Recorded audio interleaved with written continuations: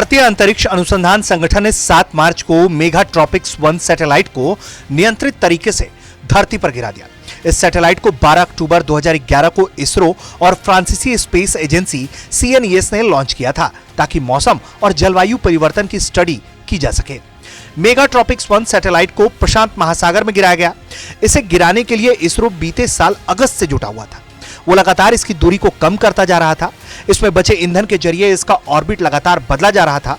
अब जाकर यह धरती के नजदीक पहुंचा, जिसके बाद यह काम किया गया। वायुमंडल में आते ही सैटेलाइट तेजी से जलना शुरू हो गया। समुद्र तक आते आते यह पूरी तरह से खत्म हो गया।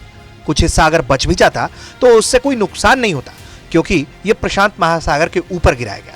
इस सैटेलाइट को जब भेजा गया था तब माना जा रहा था कि यह अधिकतम 3 साल काम करेगा, लेकिन इसने अच्छे खासे लंबे वक्त तक वैश्विक स्तर के जलवायु परिवर्तन और भारत के मौसम की जानकारी दी।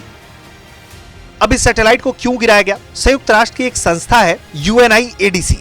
ये धरती के करीब घूम रहे उन सैटेलाइट्स पर नजर रखती है जिनकी उम्र खत्म होने वाली होती है या फिर वो काम खत्म कर चुका होता है। संस्था उस सैटेलाइट को छोड़ने वाले देश से कहती है कि यह सैटेलाइट अपना जीवन पूरा करके धरती पर गिरे, उससे बेहतर है कि आप इसे गिरा दो, ताकि सैटेलाइट के गिरने से किसी तरह के जानमाल का नुकसान ना हो।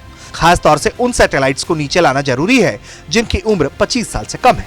साथ ही इसरो को यह निर्देश दिया गया था कि सैटेलाइट को जमीन पर लाने के दौरान कोई पोस्ट मिशन एक्सीडेंटल ब्रेकअप ना हो, इसलिए पैसिवेशन की प्रक्रिया को पूरा करने को कहा गया था। अगर यह सैटेलाइट अभी नीचे नहीं लाया जाता तो कम से कम ये अगले 100 सालों तक धरती की कक्षा में घूमता रहता।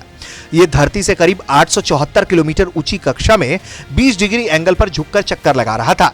इसके पास करीब 125 किलोग्राम ईंधन बचा था, जो इसे धरती पर वापस लाने के लिए पर्याप्त था। वैज्ञानिक इसे ऐसी जगह पर गिराने वाले थे जहां पर कोई भी इंसान या जीव ना रहता हो, इसलिए उसे प्रशांत महासागर की एक जगह चुनी गई और सफलतापूर्वक इस सैटेलाइट को मार गिराया गया। ब्यूरो रिपोर्ट, भारत तक।